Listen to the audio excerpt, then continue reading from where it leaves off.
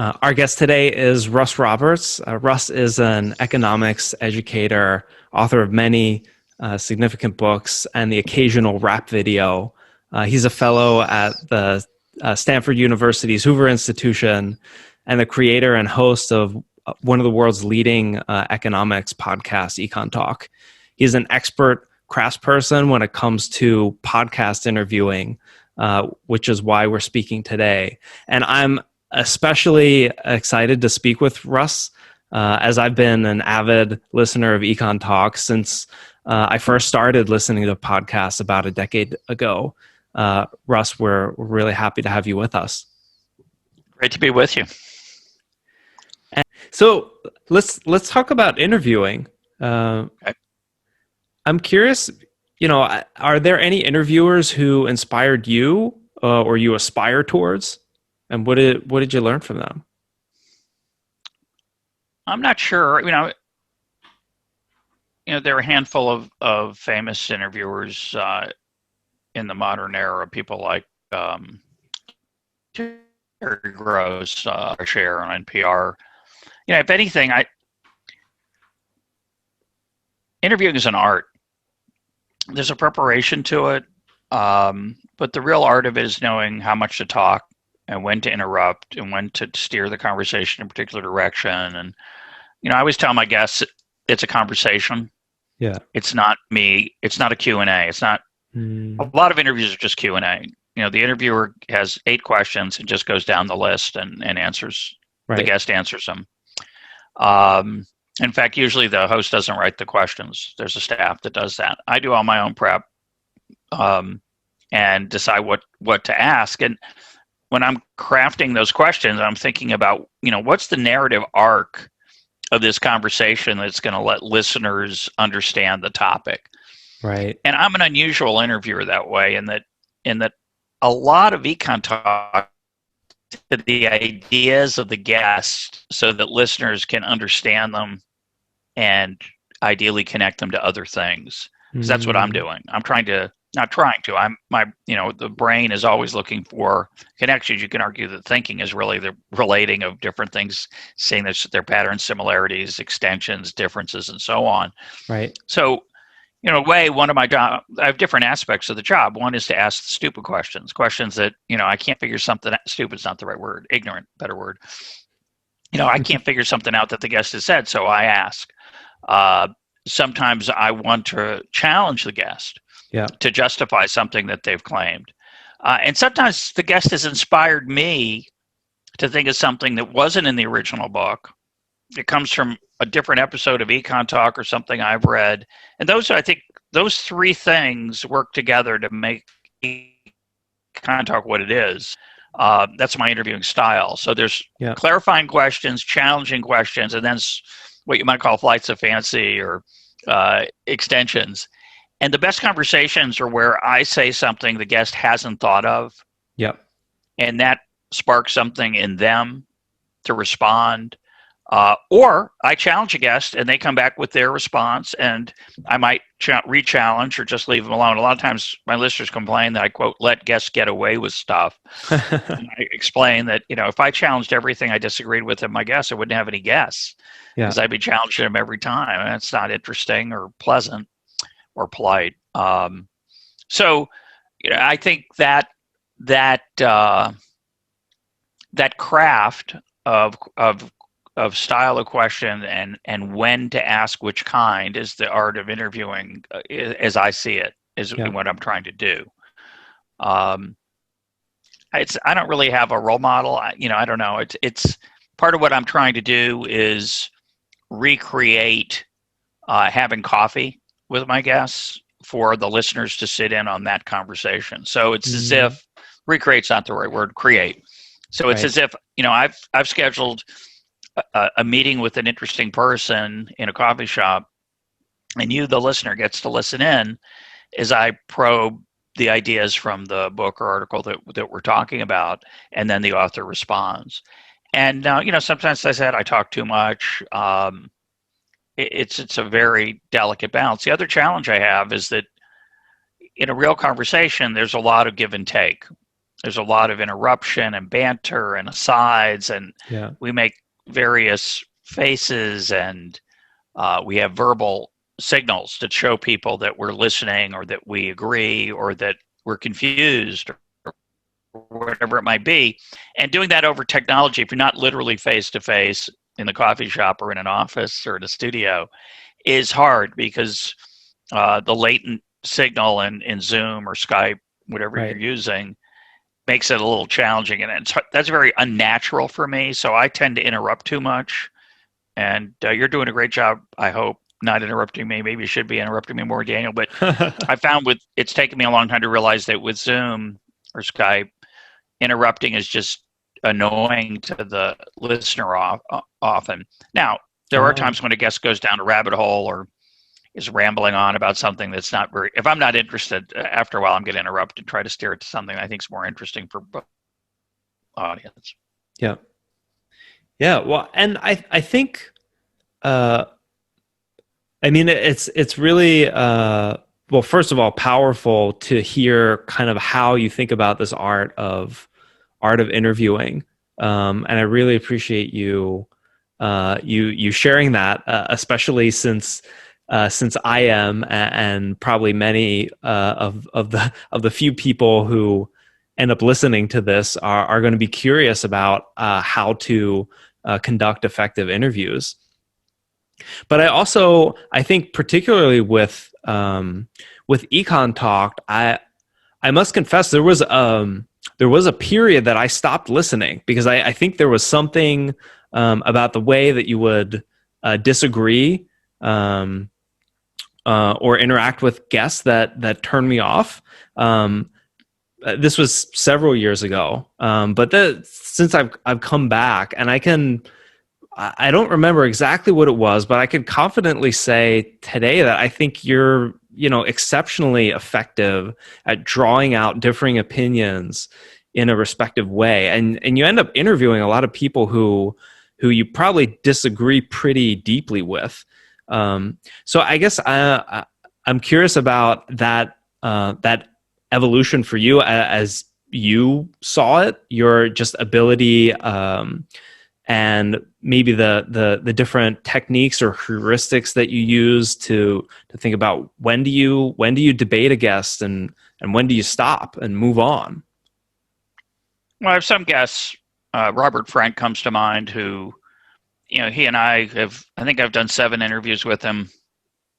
We don't agree on a lot of things, and we both recognize that. We both respect each other. And early on, at some point, I can't remember which episode, I invited him to come talk about some topic. I told him I didn't agree with him, and it would be it wouldn't be a debate, but it would not be it would not be a typical interview. I would be challenging him, and I didn't want to surprise him. I didn't want to sandbag him, and I wanted to be prepared and to be willing to join the conversation on those terms. I try to do that with most guests I disagree with a lot. In the early days, I used to feel, as some listeners do, that, well, I can't let them say those things because people might think that person's right. And somewhere along the line, I realized it was early on. It was early on, maybe 10 years ago, 8 years ago. I realized, it's a more interesting program if the ideas of the guests get an honest hearing rather than a debate. I will challenge points that guests make that I disagree with, but I'm not going to then counter-challenge back and forth 5, 6 times, even 3 times, even sometimes twice. I will make it clear that I don't agree and say why. It's not interesting to say I don't agree. I'll say why. Right. And I want my audience to hear from the guests their justification, and then I let the audience make their own determination. And I think in the early days, it was more of I've got to show them that they're wrong approach. And I stopped doing that at some point most of the time, although occasionally I will get a guest that is so, I try not to have guests like this, but occasionally I have a guest who's so different and unwilling to engage with my challenge that I'll challenge back again. Right. But in general, my goal is to help the listeners hear the ideas of the guest, hear my perspective, and then make up their own mind. Right. I'm not a preacher. My job is to expose listeners and myself to ideas that might make me uncomfortable. Now, having said that, there are a lot of guests that people say I should have that I'm not going to have them on because I don't respect them. I wish I did, but I don't. So I know I can't have a good conversation with them. I try not. I've never had a politician on the program. Yeah. Because they're not interested generally in having an open intellectual conversation. They have an axe to grind. They have a position on something, and I understand that that's their job. But I don't want to engage that. I don't want to have a conversation around that. That's not fun. Right. And I'm not going to learn anything. I can go read what their claims are anytime you want. You can, and so I try to make sure I have guests who are eager and able to defend their ideas in civil and open conversation. Yeah.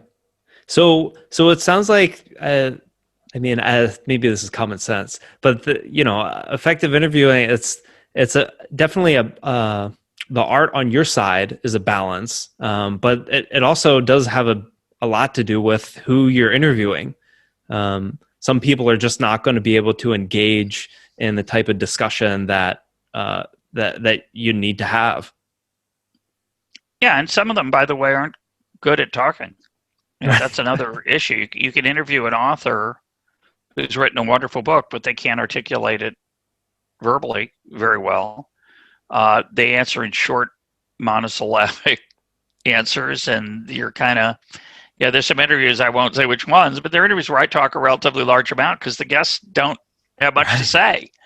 Not that they don't have great ideas, they're just not verbally skilled the way they are in writing, and that's just, I've gotten a little bit more wary of that as I've gotten more experienced and aware that can happen.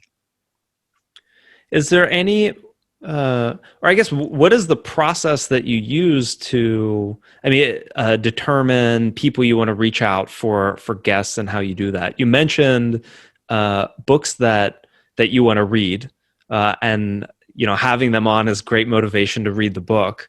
Yep. What other kind of core elements do you think about? And is there kind of a pipeline that you build up, a backlog of guests and an outreach process? Well, there's a random or scatter of it. Interesting people or books or ideas come across my desk or email. People are constantly suggesting guests to me, and now because of the history of the program, there are authors who asked to be on the program, and publicists who try to get me to interview people about the books that the authors have written. Those are the ones to be most wary of. Well, yeah. Well, it helps because at least you know how to get a hold of the author that way. Usually, right.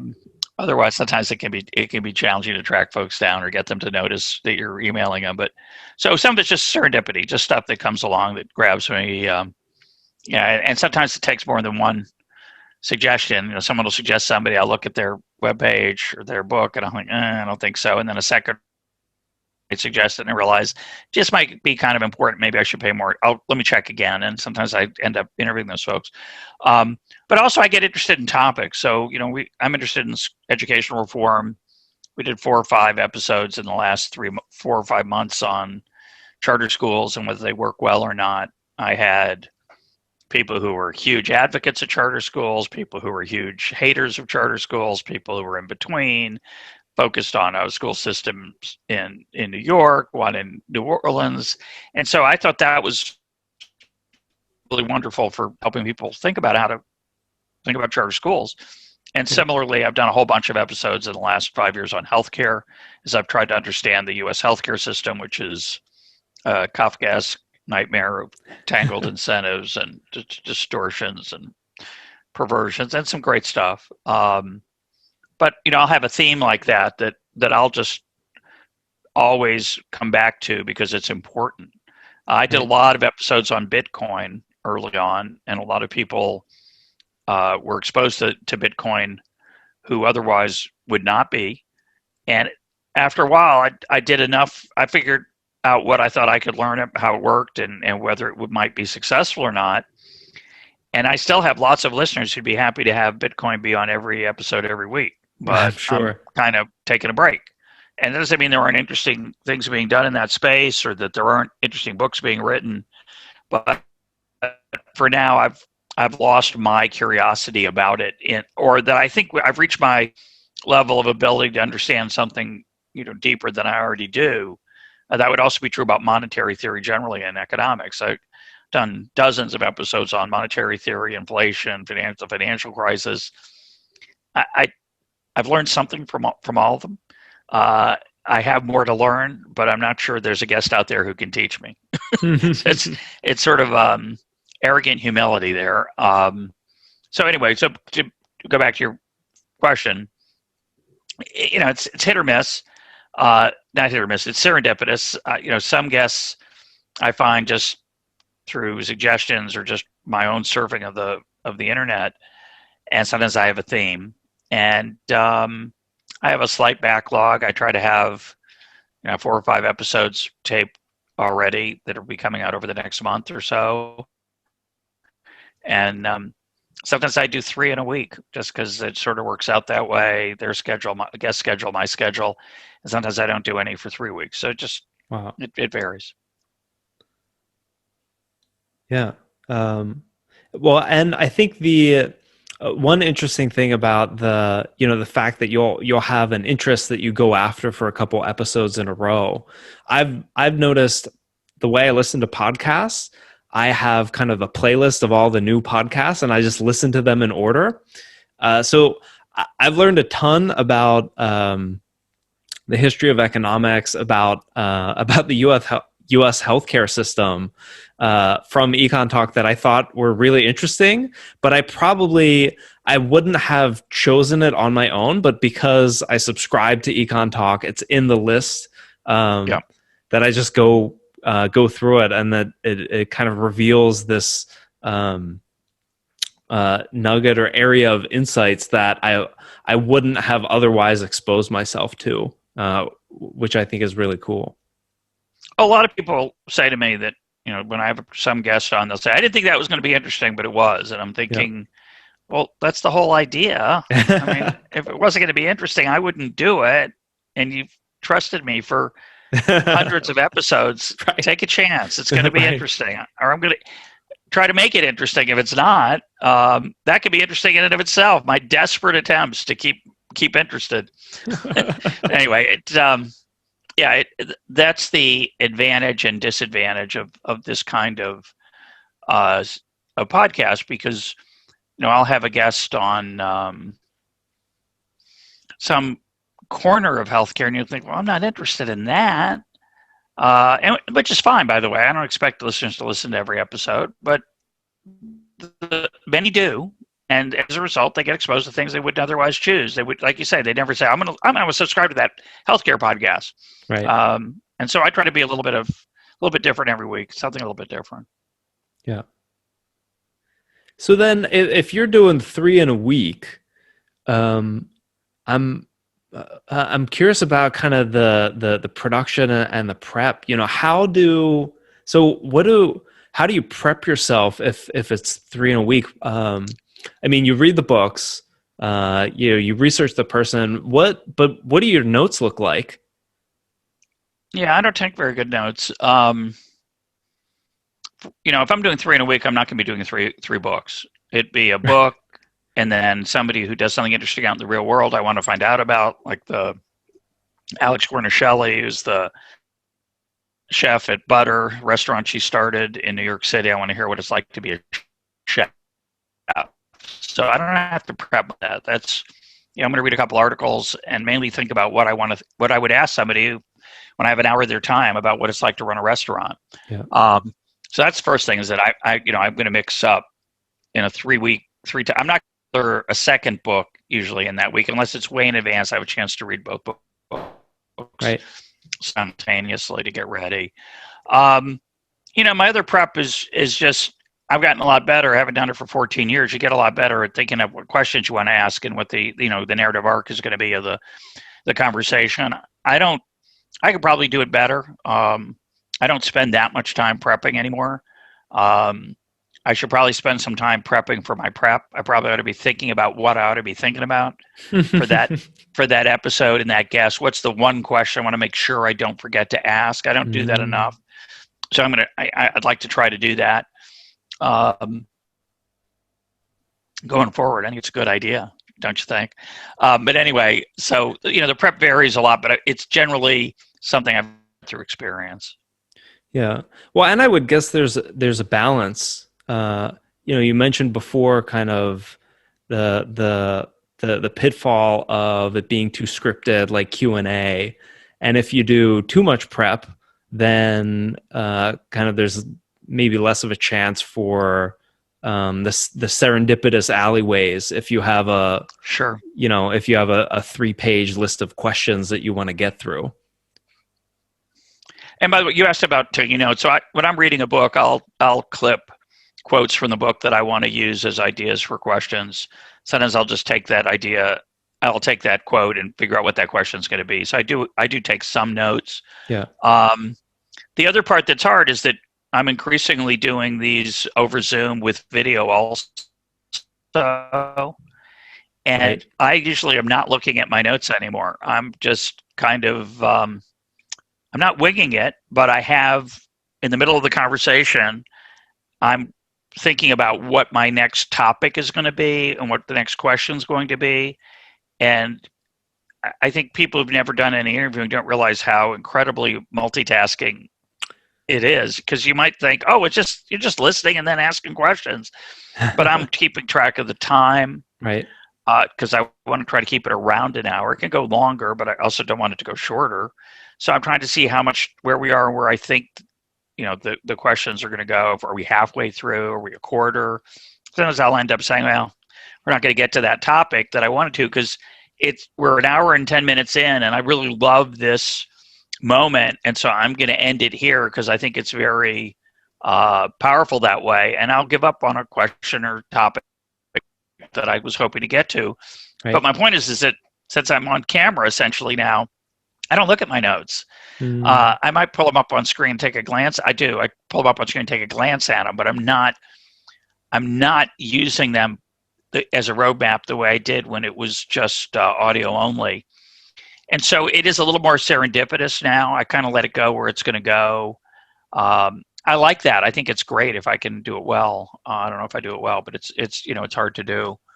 But letting it go in the direction it will go, and being open to an opportunity to expand on something or challenge or talk about a topic that the guest has brought up in the conversation that isn't in the book or that isn't in my notes is really, makes it even better. I think it makes it better. So, yeah. Well, I would agree, and I'd also bet that there's no small amount that the 14 years of experience probably helps make it a little easier, make some of those things that for me right now are extremely conscious and I have my mind all over the place, a little more natural and smooth. So I guess I'm as we're talking about the process itself. So you have a great interview. Now you have a recorded audio file, and now these days a video file too. What's next? How do you take that and turn that into an EconTalk podcast? And we don't have to go through the nitty gritty of hosting service. Yeah. But yeah. I guess what level of editing and work do you add to that audio file? So in the early days, and early as up till a year or two ago, for a long time I took notes on where I lost my train of thought, or whether I thought there was an audio glitch, or things that I thought might need to be edited out, or where something veered off into something uninteresting and maybe we would want to cut it. I decided a year or so ago that was distracting to the guest and distracted me from the guest wouldn't always see it, but sometimes I was doing them face to face before the pandemic came along, and I thought it was distracting to the guests that I was not looking at them and paying attention. So I stopped taking notes.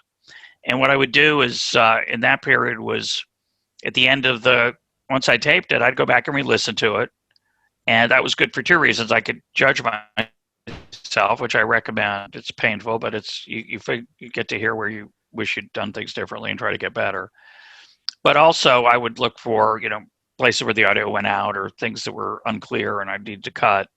And I would send those on to my sound engineer. I've since added a producer who does that for me. We're just starting to do, and I'm worried it's going to hurt me because I'm not going to be listening again, but I'll just listen occasionally anyway, I hope. But so that part is relatively straightforward. It's still time consuming. It was for a long time. But there's some value to it. And by the way, one of the things that's strange about being a podcast host is that you're not really listening so much to the guests because you got all those other things going on. You got the questions that you're going to ask and the time you're worried about, and you're trying to decide whether to change topics. And a lot of times you don't really absorb the content. And so it wasn't a bad thing for me to listen a second time because then I could realize, oh yeah, that was a really good point. The guest I got to remember that. So I have a lot of listeners who listen to every episode more than once. Partly because of the modern world, we're so distracted. You listen while you're commuting or walking your dog or working out at the gym, and your mind wanders, and you realize you missed something. Instead of going back 30 seconds, you just say, "Well, I'll listen to it again later," and that way I'll make sure I remember it. So as people do that, audio is different than reading. We go back and reread paragraphs that we find confusing. Audio, it's gone, and then you really want to go back. It seems so weird and time-consuming to find where you were, and so you go back to 10 seconds or so the player lets you do, or 15 or 30. And so, people have different ways of dealing with that. But one way they deal with it is just listen a couple times. And some people listen more than twice even, especially to episodes they think are deep or important. It's a whole interesting question of whether, one of my guests, Venkatesh Rao, raised this question, an interesting question of whether you should spend your time writing books or spend your time recording podcasts or spend your time on Twitter. There are all different ways to communicate ideas. Right. Some are more efficient than others. Some are effective than others. Some have a bigger audience than others. I have a much bigger audience for EconTalk than I do for any book I'm going to write. Does that mean I shouldn't write a book? Nah, probably not, because books are a different intensity. Right. So it's probably a great thing that, a smaller audience will go more deeply into the ideas in a book than they would in a hour-long conversation about it, say. Yeah. Yeah. And so I'd like to ask a little bit also about how podcasting has changed you, Russ. And I'm going to read a quote from the Jonah Goldberg podcast and ask you to comment on it. So you said at some point in EconTalk, I realized I wanted to be open about my biases. And I discovered that by being open about my biases, I had to confront them a little bit because here I am saying them out loud. And I realized, well, gee, do I really believe this now? And as a result of the accumulation of those conversations, my views on a number of things have changed quite dramatically. And I found I hear that in the podcast. I think that's a description of a really powerful thing that's happened to you. And I'd just like to get your comment. Maybe could you go a little deeper and share some examples of where that's been the case? Yeah, so I've been forced, which has been a wonderful intellectual journey, part of my intellectual journey. I've been forced to think about whether, what I believe to be true, it actually is true. I realized that most of my life I never thought about it much. I suspect I wasn't and am not alone. I think that's a common problem we all have, is that we just assume we're right and we just ignore all the things that might suggest otherwise. But I have guests on who disagree with me, and they were smart, nice people. I had to take it seriously that I could be wrong. And it's not like I've, flipped my worldview or given up my religion or, changed ideologically 180 degrees. It's just that I've become more embracing of the strong opinions weakly held mantra. And I've become a little less dogmatic about the things that I believe as being reliable all the time. It's very liberating. I say this all the time. It's really liberating to say I don't know. It in most times in life, giving an answer to a question gets you somewhere, so you tend to be focused on answering them. But being able to say I don't know is a different skill. And as I get older, maybe as people get older generally, or maybe I'm lucky, it's just me, I found it easier to say that. And that's great. It's really liberating. And a lot of the benefit of that for me has been subtle. Instead of figuring out different ways to hammer on these ideas that I, quote, know are true, I've gotten more interested in finding out about other ideas. So it just made me more intellectually curious. I really love this phrase that Nassim Taleb quotes, the farther from the shore, the deeper the ocean. As you go out and explore and expand your vista, you realize how much more there is to see and find, and how deep a lot of these things are. So it's great. I love it. Yeah. Well, and I can say, personally, my experience with EconTalk has taken me far from the shoreline of my own education and experience out into that deeper ocean. And so then if you had to summarize the impact that EconTalk has had, and what you hope its legacy will be, how would you describe it? It's kind of grand legacy. Although it's a weird thing in today's world, in theory, EconTalk's going to be around for a long time in some form, long after I'm gone. I've tried to make the shows timeless. They're usually not about what's in the news. I've done a few recently on the pandemic and on the issue of race in America, and I expect to do a few more on that. But in general, a lot of them are about economic fundamentals, or they're about research that is, I think, important that people will want to be thinking about and talking about for a while, or they're about questions that are just are generally interesting.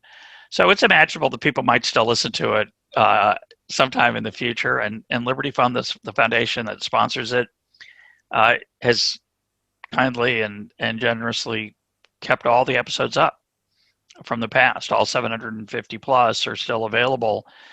It has the negative, by the way, of exposing listeners to my early days when I wasn't as good an interviewer, but that's okay. I hope they have faith and stick with me.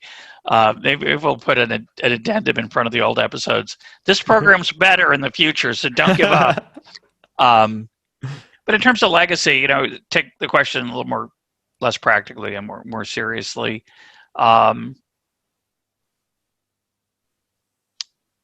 Part of what I'm trying to do on EconTalk is to encourage civility. And if that has any impact on people's lives, that's really wonderful. That appears to be, a lot of people kindly tell me that they argue differently than they used to. And that would be one of the best things I could accomplish if it's true. So some economic education, a little bit, make you a little bit wiser, I hope, but also maybe a little bit kinder. That would be really a great thing. But who knows? Who knows if anybody will listen to podcasts in 2 years? Maybe they'll all be replaced by something else. So I don't know. We'll find out, I hope. Our guest today has been Russ Roberts. Russ, thanks for being part of The Craft. My pleasure, Daniel. Great job.